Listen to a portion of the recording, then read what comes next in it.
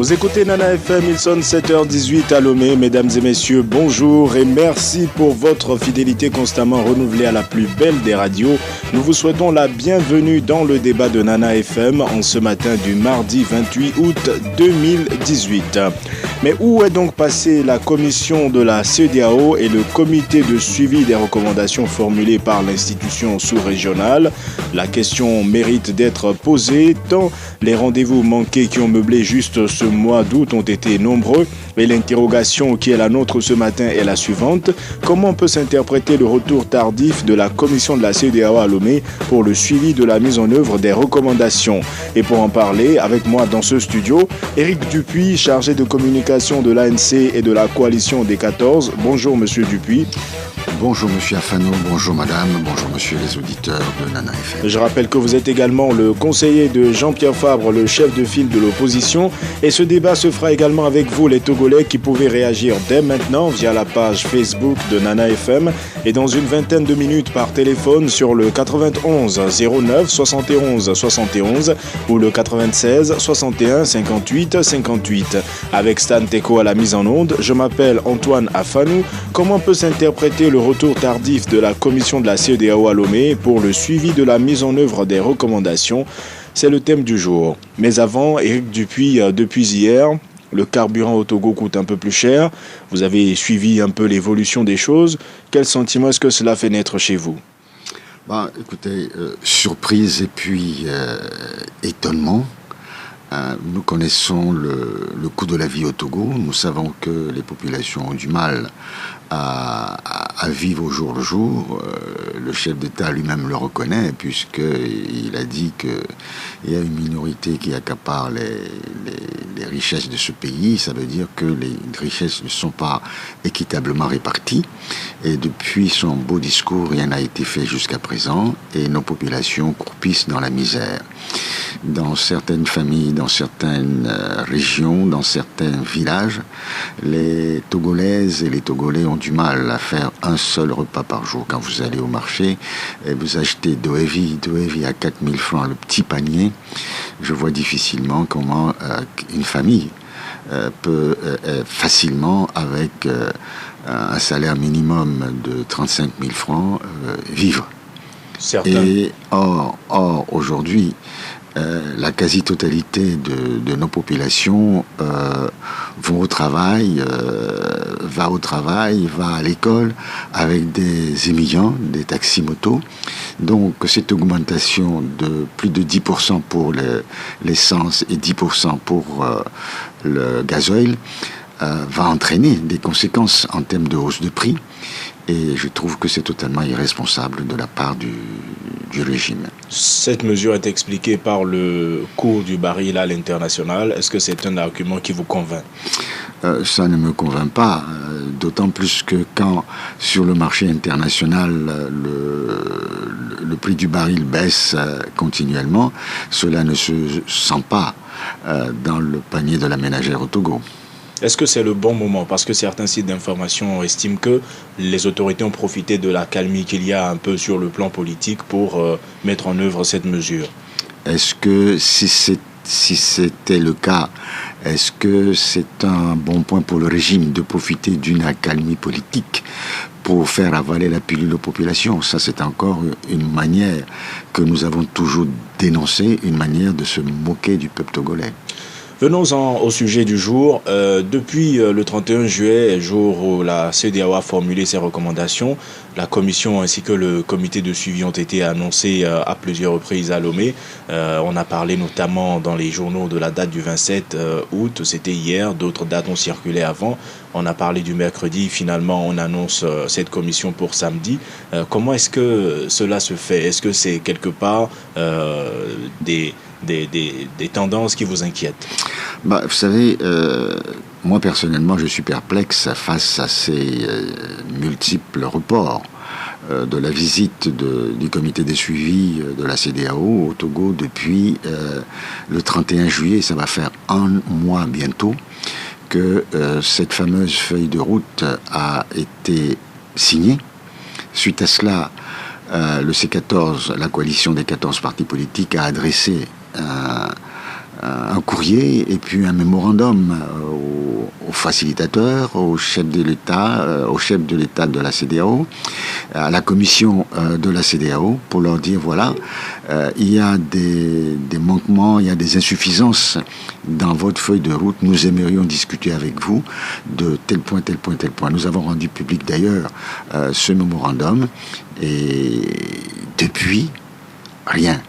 On a le sentiment, je ne dis pas que c'est vrai, on a le sentiment que la CEDEAO joue la montre en faveur du APT-UNIR qui profite de ce temps-là pour accélérer les préparatifs pour les élections législatives du 20 décembre prochain, tels qu'ils l'ont décidé eux-mêmes, sans que l'opposition ait connaissance de la feuille de route.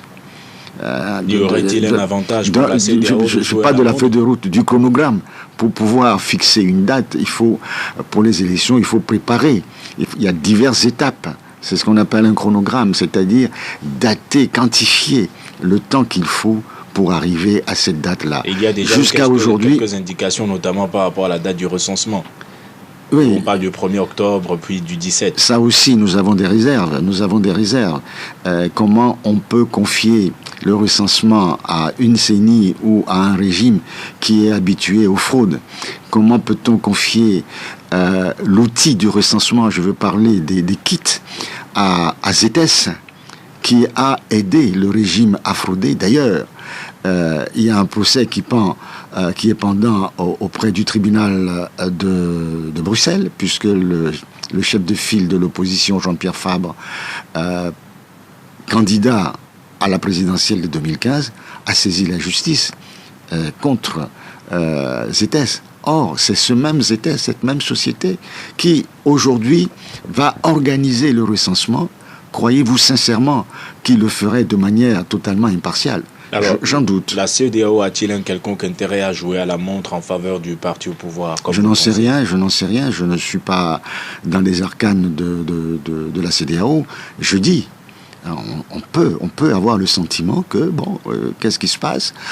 Silence radio depuis le 31 juillet. Or, cette même CEDEAO nous dit qu'il faut aller aux élections le 20 décembre, accélérer les choses.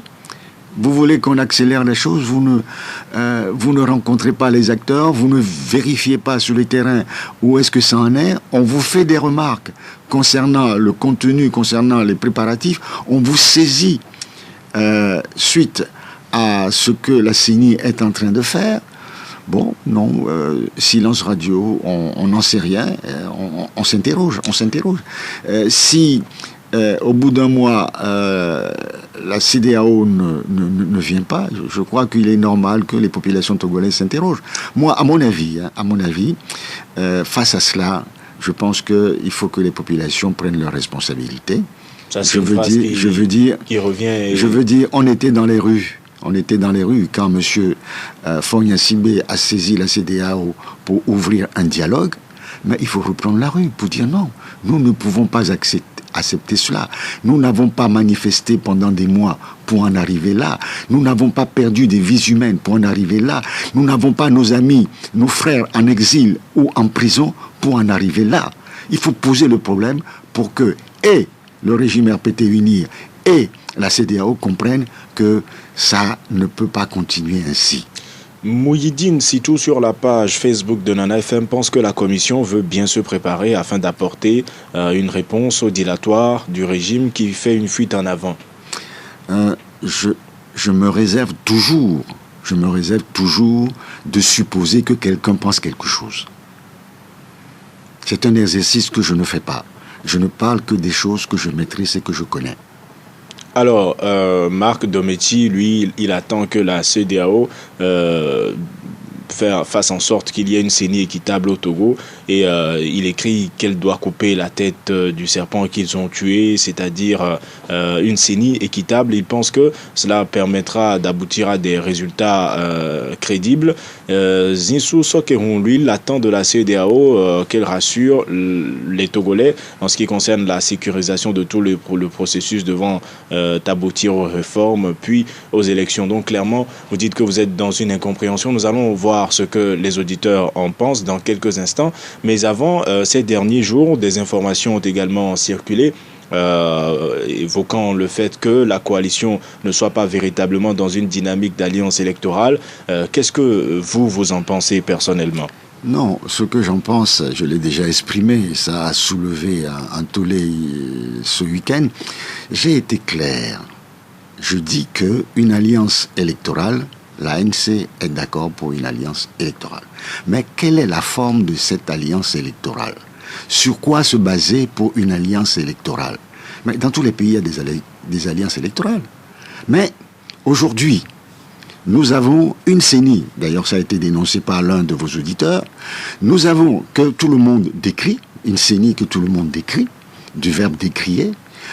Nous avons un mode de scrutin totalement inique parce que le mode de scrutin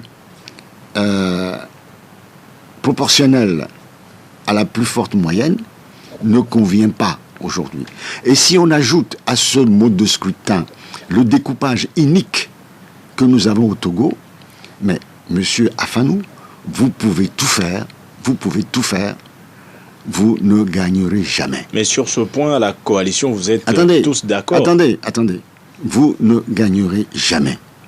Donc, ce que nous disons, c'est que, avant de parler d'alliance électorale, il faut qu'on se batte pour obtenir les meilleures conditions pour les élections. C'est-à-dire, un scrutin uninominal majoritaire à 2 tours, un découpage plus équitable, de manière à ce que la coalition puisse avoir quelque chose de solide qui lui donne l'espoir de gagner. Et j'ai dit, je répète, que avec le scrutin aujourd'hui, le mode de scrutin aujourd'hui, avec le découpage tel qu'il est, si on faisait une liste commune pour aller à ces élections, dans ces conditions-là, nous serons battus par le RPT Uni. Résumons, ça veut dire que si toutes les conditions que vous venez de mentionner sont remplies, vous êtes prêts à aller à des élections ensemble ? Je dis souvent qu'il ne faut pas sous-estimer son adversaire. Dire qu'il suffit qu'on soit ensemble pour avoir un raz-de-marée, je n'y crois pas. Il ne faut pas rêver, il faut analyser les chiffres, il faut faire des simulations pour pouvoir parler. On a eu beaucoup de conseillers. Vous savez, au Togo, nous avons 7 millions de conseillers. Chacun vous donnera ses conseils et demandera que vous exécutiez ces conseils. Mais ces personnes ne viendront pas vous aider dans la lutte. Ils sont là, ils vont écrire, ils vont critiquer, ils vont dire « vous ne le faites pas bien, vous devez aller ensemble ». Qu'est-ce qui prouve à ces gens-là qu'aujourd'hui, aller ensemble, faire une liste commune, avec ce mode de scrutin, avec ce découpage-là, on va gagner. Mais le RPT Uni a également des militants, a également des électeurs. À ceci, il faut rajouter toute cette potentialité de fraude. Et vous pensez que ça suffit ? Non, moi je dis que ça ne suffit pas.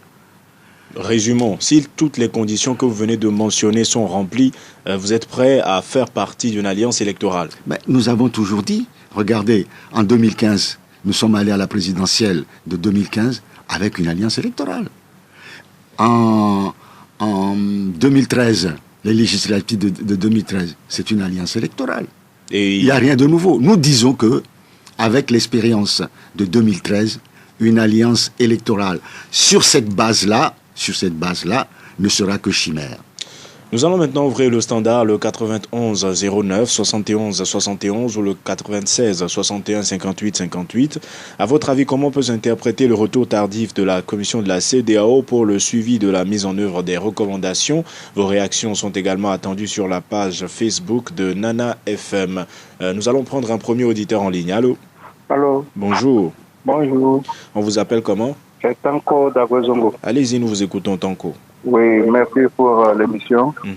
Bonjour également à l'invité. Bonjour, monsieur Tanko. Je pense que le retour tardif de la CEDEAO, est-ce que combien de fois nous devons prendre à cœur cette résolution? Elle revient d'abord aux Togolais. Ils ont été clairs qu'il faut relancer le dialogue. Et pendant près de 2 mois, il n'y a pas eu de discussion. Donc s'il faut tout entendre la CEDEAO, je pense que nous n'allons pas faire l'essentiel. Donc il faudrait qu'il y ait un sursaut d'orgueil patriotique pour que les deux bords puissent se retrouver tout le temps, échanger et aller ensemble. Merci Tanko d'avoir participé à ce débat. Passez une bonne journée. Son point de vue est partagé par David Dignefa sur la page Facebook de Nana FM qui écrit que personne ne viendra construire le Togo à notre place. Ceux de la commission de la CEDEAO ne diront rien qui ira à l'encontre du régime en place, que les Togolais s'entendent. Un autre auditeur en ligne. Allô? Allô. Bonjour. Bonjour. On vous appelle comment? C'est Monsieur Briand. Briand depuis Super Taco. Allez-y, nous vous écoutons. Moi, je crois que nous devons faire, comme l'a dit l'auditeur précédent, un sursaut national. C'est-à-dire que nous n'allons pas attendre la CEDEAO qui va venir travailler à notre place. Il y a de cela 1 mois qu'on a signé la feuille de route. Qu'avons-nous fait? Qu'est-ce que les acteurs politiques ont fait pour aller de l'avant? Si nous voulons attendre la CEDEAO, mais ceux-là aussi ont des préoccupations de leur population dans leur pays. Donc il est trop tôt de jeter l'opprobre sur la CEDEAO en disant que voilà, la CEDEAO joue la montre du pouvoir. Non, moi je ne suis pas pour ça. Alors qu'est-ce que les acteurs politiques togolais doivent faire pour aller de l'avant, comme vous le dites? Mais on dit que les réformes doivent se faire selon un canevas donné, c'est-à-dire relancer le dialogue. Mais pourquoi ils attendent? Est-ce que nous-mêmes, nous ne pouvons pas nous asseoir et discuter des problèmes qui nous concernent? Bien. Nous vous disons merci, Briand, d'avoir participé à ce débat. Passez une excellente journée. Pascal Tei dit que nous faisons 1 pas en avant et 2 pas en arrière. Les Togolais ont leur destin en main. Alors voilà un peu des réactions qui demandent toutes à ce que les acteurs politiques s'entendent entre eux et qu'ils n'attendent pas forcément la commission de la CEDEAO. Qu'est-ce que vous en pensez? Dans l'ensemble, je suis d'accord. Mais par exemple, quand j'entends le dernier intervenant qui dit que il faut un dialogue, mais quand on a pour un dialogue, il faut être 2. On ne dialogue pas tout seul. Nous avons entrepris un dialogue sous l'égide des facilitateurs. Ce n'est pas l'opposition qui est allée chercher un dialogue. C'est M. Faure-Gnassingbé qui a demandé le dialogue. Et j'ai toujours dit que depuis que nous avons entrepris, depuis le mois de février, que nous avons entrepris ce dialogue, c'est seulement pendant 3 jours. C'est-à-dire lors des préparations, des discussions sur le règlement intérieur, qu'il y a eu réellement dialogue, c'est-à-dire face à face, les 2 parties. Mais depuis, il n'y en a pas eu. Nous souhaitons qu'on s'asseye face à face avec le RPT-UNIR et qu'on aborde les questions de fond. Seul ou forcément en présence des facilitateurs ou de leurs représentants? Non, aujourd'hui, on est dans la... écoutez, qui est-ce qui a demandé à la CEDEAO d'intervenir? Ce n'est pas l'opposition.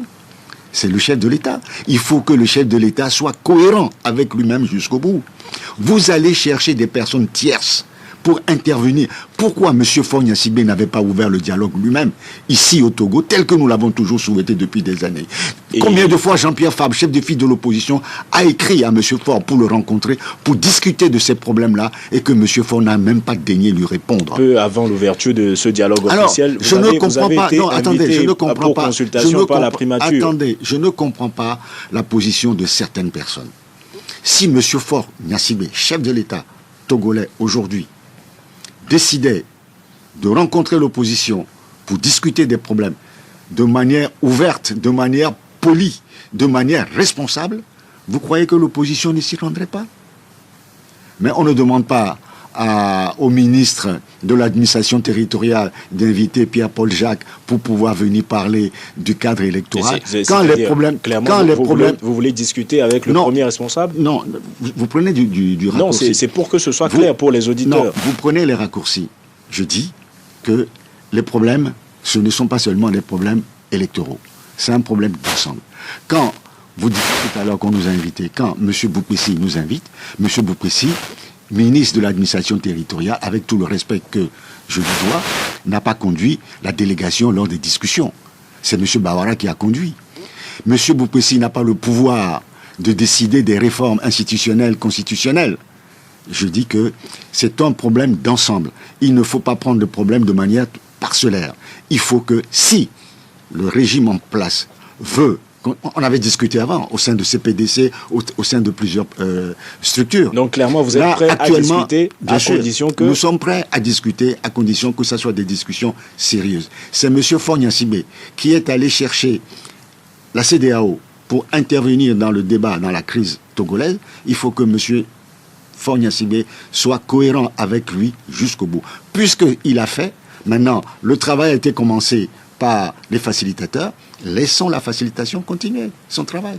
C'est pas nous qui avons décidé, c'est Fogna Sibé qui a décidé. Ça semble encore un peu confus. C'est-à-dire, est-ce que clairement il faudra la présence de la CEDEAO pour continuer les discussions, ou vous pourrez y aller? Monsieur Afanou, vous me posez une question que vous devriez poser à Monsieur Fogna Sibé. Ce n'est pas moi. Sûr, on la posera si on ce en a l'occasion. Ce n'est pas moi qui ai invité la CEDEAO. C'est pas moi qui ai nommé les présidents Nana Akufo-Addo et le professeur Alpha Condé comme facilitateur. Je ne vais pas décider, moi, Éric Dupuis ou le C14, de leur enlever ces prérogatives. Et donc, ces prérogatives ont été confirmées par une organisation supranationale, je veux dire la CEDEAO. Nous avons tous le devoir de respecter ce que la CEDEAO a dit. Et si nous ne pouvons pas aujourd'hui passer outre cette décision pour dire non, les facilitations, on n'en veut plus, on veut discuter face à face. Non, ça ne se fait pas. Ayons un peu de respect pour ces chefs d'État qui, pendant des mois, se sont évertués, ont pris sur leur temps pour venir ici discuter avec nous. Ayons le respect pour eux. Et si Fogna Sibé, lui, puisque vous dites que c'est lui qui est allé les chercher, prenait la décision de discuter avec vous sans leur présence, vous dites que si les discussions sont sérieuses, vous y rendrez. Vous me posez une question assez bizarre quand même. Vous croyez que le chef de l'État va inviter une personnalité politique de l'opposition ou la coalition à discuter et que la coalition va lui dire non? Ça ne s'est jamais vu dans un pays. Qu'on le veuille, qu'on ne le veut pas. C'est lui qui dirige le pays aujourd'hui. S'il décide aujourd'hui, et d'ailleurs, la loi sur les partis politiques le dit, s'il décide de rencontrer le chef de file de l'opposition, le chef de file de l'opposition sera obligé d'y aller. Et si mes questions vous semblent bizarres, c'est peut-être parce que les attitudes ont semblé bizarres par le passé, en termes de courrier, pas de réponse, saisir pour rencontre, pas de réponse. Chaque fois que M. Fogna Sibé a daigné rencontrer l'opposition, ça a été. Jean-Pierre Fabre a, je crois, rencontré le chef de l'État dans ce cadre-là 2 ou 3 fois. Donc, il faut que ça soit transparent. Nous allons prendre un autre auditeur en ligne, le 91 09 71 71 ou le 96 61 58 58. Allô? Allô? Bonjour, Monsieur Maglo. Bonjour. Comment allez-vous? Ça va. Monsieur Dupuis, bonjour. Bonjour, Monsieur Maglo. Je me réjouis que ce matin, vous avez un tout petit peu seulement écorché la CEDEAO. Parce que nous, notre position depuis toujours a été que ce dialogue ne vaut même pas la peine. Tenez, par exemple, tout ce qu'ils ont donné comme feuille de route, ça a été toujours sujet à interprétation. Je ne sais pas si on va leur demander de nous dire des choses en kabyle ou en éveil, les 2 langues nationales. Chaque fois, il faut interpréter. Et puis, il y a une chose que je ne comprends pas. Vous prenez trop de gars envers la CEDEAO. Transportez-vous au Burkina, par exemple, au plus fort de la crise, au lendemain du coup d'État de Gingéré. Lorsqu'une délégation de la CEDEAO conduite par le président sénégalais Macky Sall est venue et qu'ils ont voulu d'abord dialoguer avec le boutiste, le peuple burkinabé a réagi. Donc pour vous, ils ont réagi. Il ne faudrait pas attendre grand chose de la CEDEAO. C'est ce que nous devions faire depuis longtemps. Bien, merci. On a trop attendu. Maintenant, en ce qui concerne le dialogue entre Togolais et vous, qu'est-ce que vous en pensez? Ça ne vaut pas la peine. Bien, merci. Ça, je vous le dis. Vous connaissez ma position depuis toujours. Bien, merci, Monsieur Maglo, de nous rappeler votre position. Je veux dire à Monsieur Maglo quelque chose d'assez drôle. il se demande pourquoi le peuple ne s'est pas soulevé depuis. C'est une question qu'il faut poser au peuple togolais. Le peuple burkinabé avait dit non aux propositions du président Macky Sall, mais quand les chefs d'État de la CEDEAO étaient venus au Togo, quand ils ont proposé la feuille de route, je n'ai pas senti un non ferme et définitif de la part des populations togolaises. Peut-être que, c'est parce que la coalition avait pris acte et que la plupart des acteurs politiques avaient salué une feuille de route acceptable.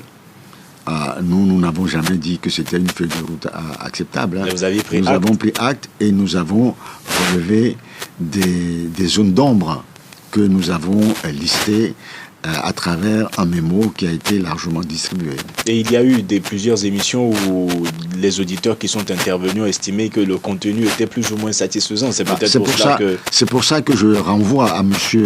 Maglo cette observation-là. Nous allons prendre un autre auditeur en ligne. Allô? Oui, allô? Bonjour. Bonjour, monsieur le journaliste. Monsieur Amouzoui? Oui. Allez-y, nous vous écoutons depuis Tocoin. Je salue votre invité. Bonjour, monsieur Amouzoui.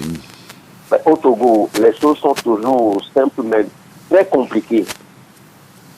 Tout ce que nous sommes en train de dire, ce n'est pas difficile. Si ceux qui sont de l'autre côté, c'est-à-dire ceux qui gouvernent, veulent réellement qu'il y ait la paix dans ce pays et libérer le pays. Mais pour la CEDEAO, moi, tous les jours, je le dis, que moi, je n'attends pas la CEDEAO. Parce que, bon, si nous prenons les jugements qui ont passé à la cour de la CEDEAO concernant le Togo, est-ce que ces jugements ont été respectés? Si je prends le cas des députés de l'opposition renvoyés à l'Assemblée, jusqu'à présent, qui vont prendre pour aller aux élections, mais FPT Uni va gagner parce qu'ils ont préparé tout sur des fraudes déjà. Bien. Donc, merci. Retournez au C14, appelez vos amis, vos amis de C14 pour lutter pour avoir les réformes. C'est ça le problème. Merci. C'est ça que les Togolais veulent. Merci, M. Amouzoui, d'avoir participé à ce débat. Et par rapport aux indemnités que l'État devrait verser aux députés, des informations à un moment donné ont rapporté qu'elles auraient été soldées. Éric Dupuis nous dira dans quelques instants si elles sont vérifiées ou non. Un autre auditeur en ligne. Allô? Allô, bonjour. Bonjour, madame Essie. Oui. Allez-y, nous vous écoutons. On sait tous que, en difficulté, le RPT a toujours fait recours à la CEDEAO et à cette communauté internationale, l'Union européenne. Ce qui est curieux, c'est qu'on n'entend plus l'Union européenne. Et j'ai l'impression que vous avez une dent contre l'Union européenne. Justement, on ne l'entend pas, mais tous les matins, vous les citez. Qui fait des faits tout dans ce pays. Et ça dit, ce régime fait recours à la CEDEAO et à cette communauté pour les sauver, pour poser des élections à chaque fois, des élections sans réforme, comme si le sang qui coule au Togo arrange ces entités-là. Donc, comme M. Maglo, vous n'attendez pas grand-chose de la CEDEAO? Non. Bien.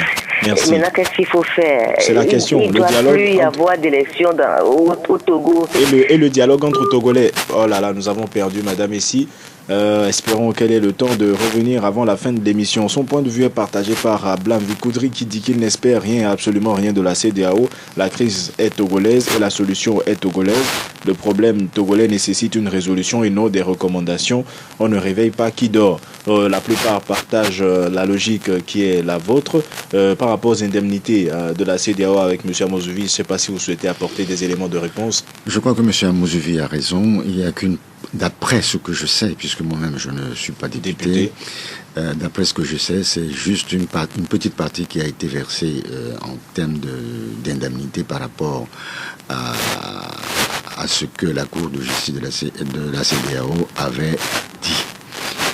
Nous allons prendre un autre auditeur en ligne. Allô? Oui, allô, bonjour. On vous appelle comment? Monsieur Kokouvi. Allez-y, nous vous écoutons, monsieur Kokouvi. Bon, moi je crois que la force de la coalition la limite de la force de la coalition sont atteints. Donc moi j'ai l'espoir qu'il y aura d'autres tipis à Kadam. Donc que Dieu vous bénisse. Bye bye. Merci, monsieur Kokouvi, d'avoir participé à ce débat. il attend notre rédempteur entre griffes. Je crois que M. Kokouvi, à entendre sa voix, est dans cette posture. Il est très vif, très énergique au téléphone. Il doit pouvoir sauver ce pays. Vous savez, le Togo appartient à tout un chacun. Il ne faut pas toujours compter sur les autres. Mobilisons-nous, soyons déterminés pour qu'ensemble nous puissions réussir ce que nous faisons. N'attendons pas le Messie. Merci. Encore un autre auditeur en ligne. Allô? Allô? Bonjour. Oui, bonjour. Vous voulez bien baisser le volume de votre radio, s'il vous plaît? On vous appelle comment? Je suis Monsieur Adé. Monsieur Agbé. Adé. Abbé. Vous nous appelez d'où? Adé. Oui. Vous nous appelez d'où, Monsieur Adé? J'appelle Bagoué. Allez-y, nous vous écoutons.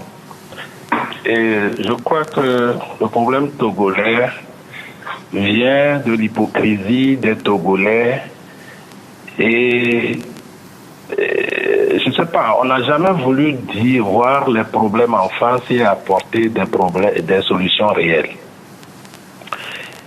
Sinon, on ne serait pas là. Il suffit d'une volonté pour que tout se passe comme tous les Togolais le souhaitent.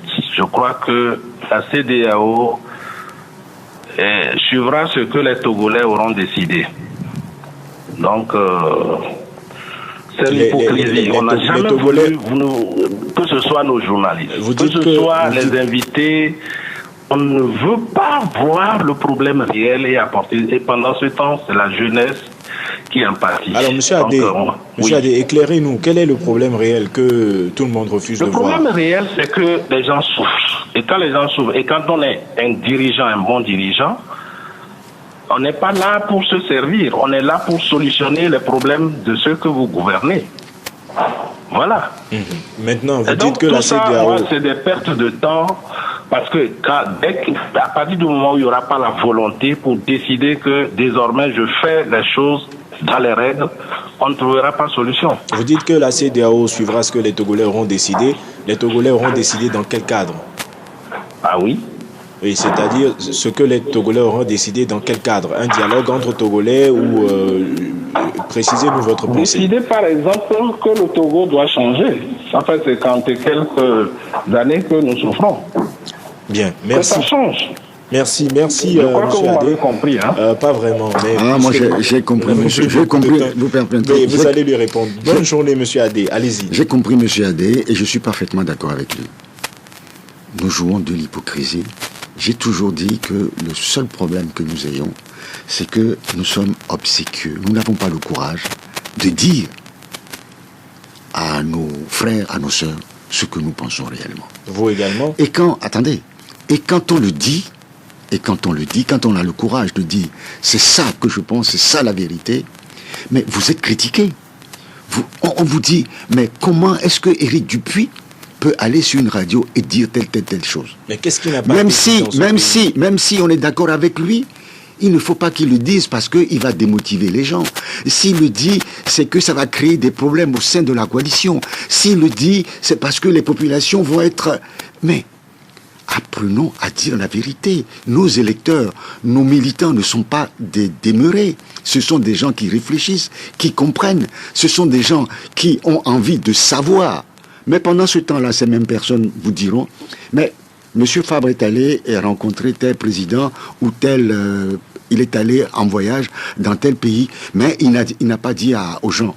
Mais quand vous venez leur dire, voilà, il a fait ça, mais pourquoi vous le dites? Gardez le secret, ne le dites pas. Voilà le comportement du Togolais. Et je suis parfaitement d'accord avec M. Edé. Il faut que... Pour lui, il dit que ça va au-delà, les gens souffrent. Non, mais les gens souffrent, c'est vrai, les gens souffrent. Mais il faut qu'on se prenne en charge. Moi, je disais tout à l'heure qu'on était dans la rue, quand on est venu nous chercher pour un dialogue qui n'a jamais eu lieu, d'après moi, et que maintenant, si on ne peut pas entreprendre le dialogue, parce que tout à l'heure, vous disiez que certains ont salué la feuille de route, nous avons salué un point dans la feuille de route, c'est que le dialogue allait continuer. Si le dialogue devait continuer, ce serait le lieu de discuter des points qui nous sont chers, des points que nous voulons discuter avec le régime. Et nous avons dit que nous espérons que cette fois-ci, avec la facilitation, nous allons, les yeux dans les yeux, discuter des problèmes qui mine notre pays avec le RPT Unir. C'est vrai que nous sommes tous des Togolais. C'est vrai qu'il faut qu'ensemble, c'est ensemble que nous allons régler ces problèmes-là. Mais nous n'avons pas le courage, et je suis d'accord avec M. Aidé, nous n'avons pas le courage de dire à nos frères et sœurs la réalité, la vérité, à embrasser à bras le corps les vrais problèmes de notre pays. Et si vous le dites, vous êtes accusés de démobilisateurs, vous êtes accusés de, partisans, vous êtes accusés de ceci et cela. Il faut avoir le courage de le dire. Ça ne va pas, mes chers amis, c'est ça que je pense. Si c'est pas ça, il faut aller. On va vous dire, nos populations vont être démotivées. Mais là, on a l'impression que c'est un raisonnement qui est propre à l'opposition ou à la coalition. Non. Quand vous parlez de démobilisation, le parti au pouvoir, visiblement, ne semble pas évoquer ce terme. Non, moi je parle des populations. Ce sont les populations qui le disent. Allez sur les réseaux sociaux, on va vous dire, monsieur Dupuis a dit ceci, monsieur Fabre a dit ceci, madame telle a dit ceci. Mais vous voulez savoir et vous ne voulez pas qu'on le dise. Il faut qu'on m'explique un jour comment vous voulez savoir et si vous ne voulez pas qu'on vous le dise. Comme l'envie Lablé, en général, sur la page Facebook de Nana FM, autant il y a de réactions qui disent ne rien attendre de la CEDEAO, presque autant il y en a qui demandent, notamment comme l'envie Lablé à la Commission, d'expliquer la feuille de route clairement aux acteurs et définir un chronogramme pour sa mise en œuvre, préciser si la mise en œuvre de la feuille de route doit se faire juste entre les acteurs, l'opposition, le pouvoir, et donner son aval à chaque fois que le processus avance. Lui, il demande à la CEDEAO de conduire un peu tout le processus. C'est ce que nous avons cru comprendre à travers la feuille de route. Vous ne pouvez pas donner une feuille de route sans au moins surveiller la mise en œuvre de cette feuille de route. Donc, je suis parfaitement d'accord avec lui. Il faudrait que, d'ailleurs, c'était le sens du mémorandum que nous avons envoyé à la facilitation et à la CEDEAO, c'était de préciser certains points. Parce qu'il y a des zones d'ombre, comme je l'ai dit tout à l'heure, il fallait préciser certains points et il fallait prendre en compte certaines choses que nous avions discutées avec la facilitation et qui nous avaient semblé avoir été acceptées ou comprises par la facilitation. Sur la page Facebook de Nana FM, Ibrahim Ramos écrit que ce que les Togolais veulent n'est pas loin. Il faut faire les réformes avant tout. Comment aller à des élections sans les réformes? Je suis parfaitement d'accord et je n'arrête pas de le dire. J'ai été critiqué à maintes reprises pour l'avoir dit. Aller aux élections aujourd'hui, dans cette situation-là, avec une CENI totalement bancale qui chevauche les populations.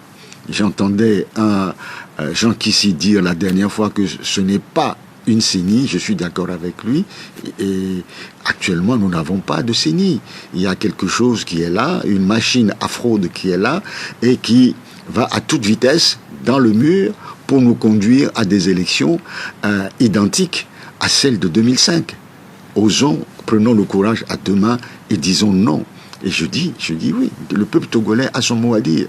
Si il ne peut pas l'exprimer aujourd'hui d'une manière ou d'une autre, la rue est là. Descendons dans les rues sur toute l'étendue du territoire national et disons stop, nous ne voulons pas ça. Peut-être attend-il l'appel de la coalition, le peuple. Peut-être, et je pense que ce serait normal. Mais dans notre constitution, rien n'interdit aux populations de sortir pour exprimer leur mécontentement. Donc rien ne l'interdit. Nous approchons de la fin de cette émission et vous avez suivi un peu les réactions. Il y en a qui estiment qu'il faut s'entendre entre Togolais. Il y en a qui pensent aussi qu'il faudrait que la CEDEAO vienne clarifier les choses. Vous, personnellement, quelle est votre option et en même temps votre mot de la fin?